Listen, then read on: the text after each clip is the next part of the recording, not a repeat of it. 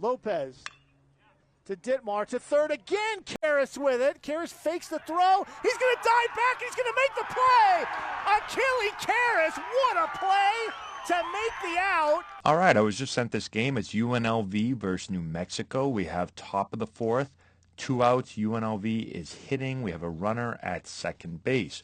We're going to get a ground ball down the line. The third baseman's going to field the ball. He's going to pump fake it. When he pump fakes, the runner at third doesn't realize that he didn't throw it, and the third baseman is going to quickly run over and apply the tag for the out. So let's break this play down. Okay, a couple of things to understand. The first is from a defensive perspective. I always tell our players, if there isn't a play to be made, we're going to pump fake and find the lead runner. So this is when there's runners on base. So let's say there's a swinging bunt right here, and the pitcher comes and fields it, or the third baseman, or the catcher, and there's no play at first base, but we have another runner on base. We're always going to pump fake. So we are going to pretend to throw the ball, and then we are going to pick up whoever the lead runner is and hope that they round the bag too far so we can get them out. What a lot of players do is you have that ball hit where there's no play, and they just run over, they pick it up, they look to throw it, and they go, I'm not going to throw it, and then they just hold on to the ball. Always pump fake, and you have to practice this, and you have to beat it into your players' heads. Pump fake and find the lead runner when there's no play to be made, because there's free outs on the field. Again, here it is. So what happens here? Let's break it down and slow it down from the defensive perspective. So he feels this ball. His momentum takes him so far away from first base that he realizes at this point there's no play to be made. He feels he cannot throw the runner out at first. He has two options.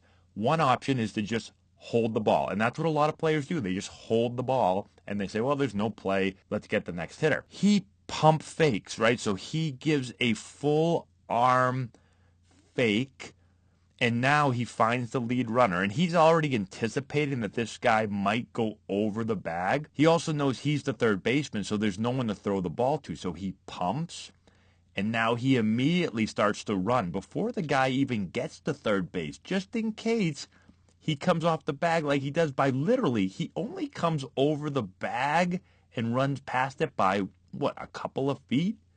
And he's on a dead sprint, dives, and gets the runner right there.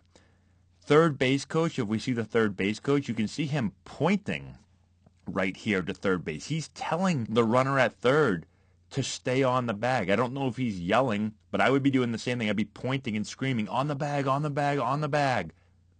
And you can see how upset he is right here when the runner gets tagged. And then the runner looks over and goes, I don't know what happened. What happened? I hope he's not yelling at the third base coach. The third base coach is like, dude, I pointed right at the bag. And let's talk about the responsibility now of the base runner. So there's 2 outs. You're going on contact.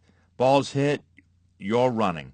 Now, here's the thing. As a base runner, you have to have some feel and know that this is going to be an extremely tough play for the third baseman to field it and make this play from this far away. If this isn't Manny Machado, this is almost an impossible play. And so as you're coming into third, you're thinking, okay, that's a really difficult play. My antenna should go up here for the arm fake. The other thing is keep your eyes on the third baseman. It looks like he takes his eyes off the third baseman. So I want to see that throw. I want to make sure that I see the ball out of his hand, but he doesn't. He starts to look down. Now he touches the base. Now he turns his head towards first to try to pick up the ball. So I know we're getting close to third and we do have to see our foot hit the bag, but you have enough room. And again, you're not going to round this super hard. So there's really no need to take your eyes off the ball. Just watch the throw. Make sure that the ball is released. If we notice it's not released, well, we just stop on the bag. If we see the ball released, we round third, we pick it up, and then we see, is there an overthrow? Does it get in the dirt that gets past them? If the ball is caught cleanly at first, we just retreat back to third base. So heads up play there by the third baseman. And make sure, again, if you're an infielder, if you're a pitcher, if you're a catcher, that you're adding this to your game. And then if you're the base runner, you always need to know where the ball is. Don't rely on the third base coach. Don't rely on anyone else. Just watch the ball. Make sure that you see that ball released before you round the bag. So hopefully that helps. Let me know if you have any questions in the comment section below. Subscribe to the channel, hit the notification bell, give it a thumbs up, all that good stuff, and we'll talk to you later.